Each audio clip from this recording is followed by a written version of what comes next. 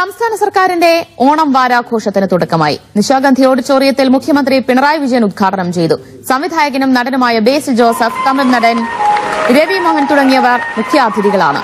മതനിരപേക്ഷ മൂല്യങ്ങളെ തകർക്കാൻ ശ്രമം നടന്ന കാലത്തെല്ലാം കേരളം ഒറ്റക്കെട്ടായി അതിനെ പ്രതിരോധിച്ചിട്ടുണ്ടെന്ന് മുഖ്യമന്ത്രി പറഞ്ഞു.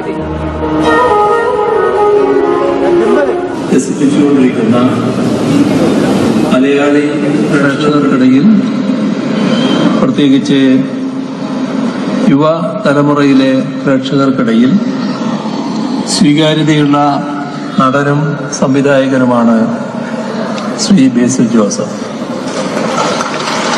അദ്ദേഹം ഈ ചടങ്ങിൽ പങ്കെടുക്കുന്നുവെന്നത് സന്തോഷമുള്ള കാര്യമാണ്.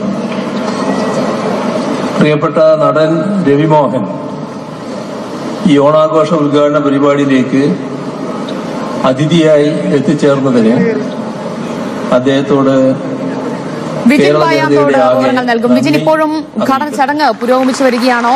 ആരൊക്കെയാണ് വേദിയിൽ വിശിഷ്ട അതിഥികളായി എത്തിയിട്ടുള്ളത്? എന്തായാലും ഈ വർഷത്തെ ഓണം വാരാഘോഷത്തിന് മുഖ്യമന്ത്രി അല്പസമയം മുമ്പ് അതിന് തുടക്കം കുറിച്ചിരിക്കുന്നു.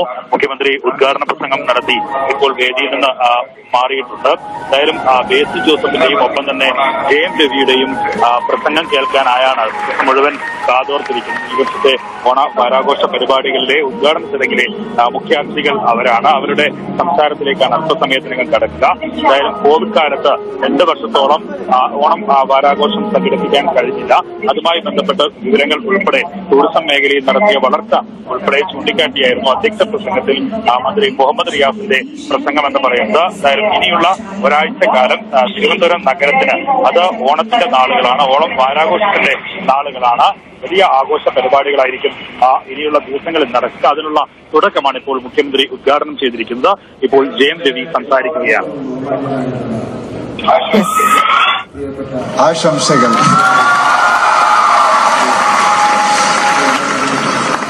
The Honorable Chief Minister and the respected people on the dais, எல்லாருக்கும் வணக்கம்.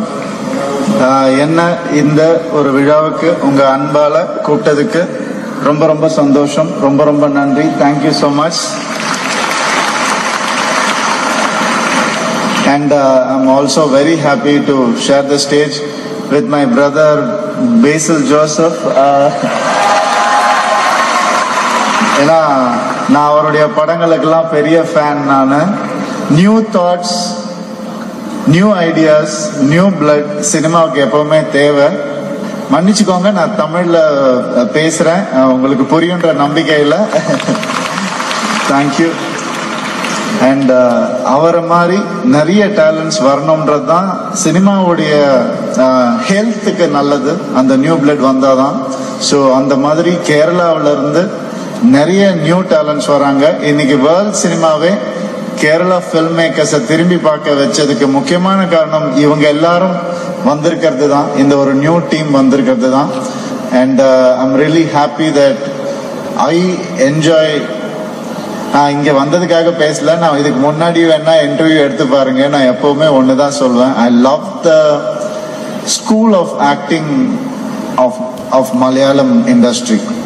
அவ்வளோ நேச்சுரலா இருக்கும். இந்த மாதிரி நம்ம பண்ணணும்னு நிறைய தடவை நான் இன்ஸ்பயர் ஆகி பார்க்குற சினிமா தான் மலையாளம் சினிமா. சின்ன வயசுல இருந்தே, ஏன்னா my father is a dubbing producer.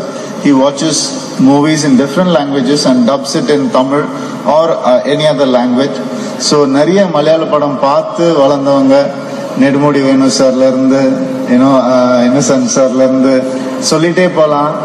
நம்ம ஏன்னா இப்ப இல்லாதவங்களை பத்தி பேசணும்ன்றது தான் என்னுடைய ஆசை. அவங்க அவ்வளோ இன்ஸ்பயர் பண்ணியிருக்காங்க.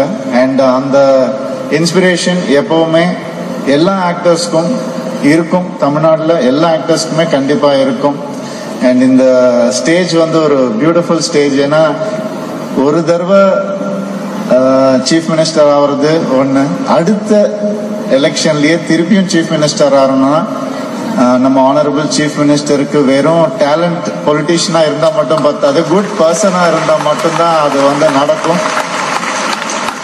அதனால அவரை வந்து மனசார வாழ்த்துறேன். அவருடைய ஹெல்த்துக்கு நாங்க எல்லாரும் ப்ரே பண்ணிப்போம். அவர் நல்லா இருக்கணும். உங்களுடைய லவ் அவருக்கு இருக்கிற வரைக்கும் எங்களுடைய லவ்வும் அவருக்கு கண்டிப்பா எப்பவுமே இருக்கும். அண்ட் இந்த மாதிரி ஒரு அழகான ஒரு ஃபங்க்ஷன் ஓணம் உங்க எல்லாருக்கும் அது பயங்கர செலிப்ரேஷனா இருக்கும். பர்டிகுலர்லி சினிமா பீப்புளுக்கு ரொம்ப ரொம்ப பிடிக்கும் ஓணம்.